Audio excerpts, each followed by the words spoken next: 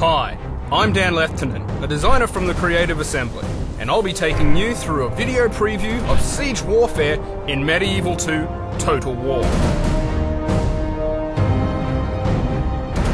Mastering the strategy of Siege Warfare will be an important element of your success in Medieval 2's Grand Campaign. Victorious siege battles are crucial to the expansion of your empire as you seek to take enemy provinces on your path to domination.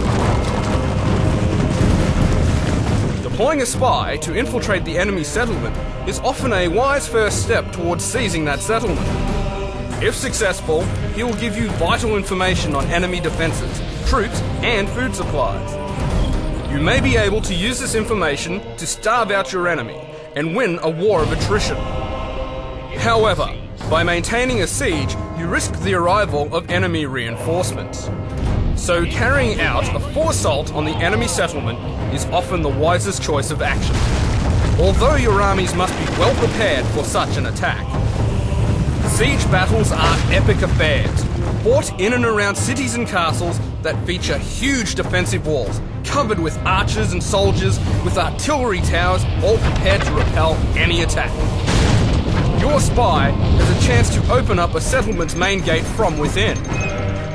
But failing this, your armies must rely on an array of siege weaponry to help breach the walls or smash through the fortified gates. Your armies can raise siege equipment on the battlefield, such as battering rams, ladders, and siege towers. Early on in the campaign, you can also construct artillery to threaten enemy walls, like ballistas, catapults, and later, powerful trebuchet, which can prove effective at penetrating the walls of an enemy stronghold if protected from enemy fire. However, with the discovery of gunpowder, attackers can amass the firepower to overcome even the most formidable defensive walls from a far greater range. Mortars, cannons, and the monster bombard will change the face of your siege warfare. But even with such considerable weapons, the huge castles of the day present a massive challenge to any attacker. Seizing a mighty fortress will mean breaching up to 3 sets of castle walls, whilst under murderous fire. Attackers will have to plan carefully and consider sparing units and siege weaponry for each wave of attack. Meanwhile, defenders must choose whether to forfeit their defences and sally out to do battle in open terrain, or hold their ground whilst choosing the right time to fall back to the protection of the inner walls. Eventually, the attackers must be beaten back and forced into retreat, or the brave defence will come to an end in a bitter, last-ditch battle deep within the castle grounds. These tactics and strategies of siege warfare must be mastered if you are to expand your kingdom and hold off any invading enemies at your gates. That concludes our preview of sieges in Medieval 2. Join us again as we continue to examine the strategies of the battlefield and the features of the campaign game in Medieval 2 Total War.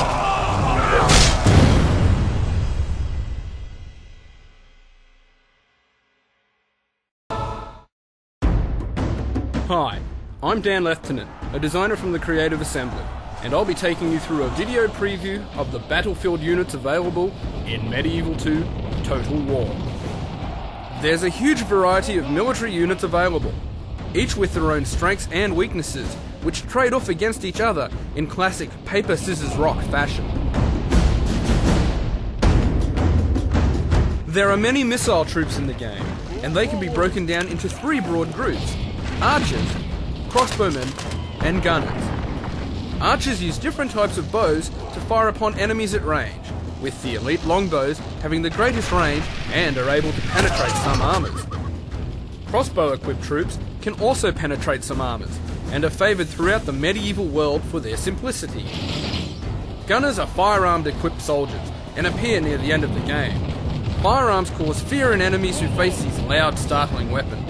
Firearms are very effective at penetrating armour. Missile troops do not fare well in melee combat though. Cavalry come in many flavours as well.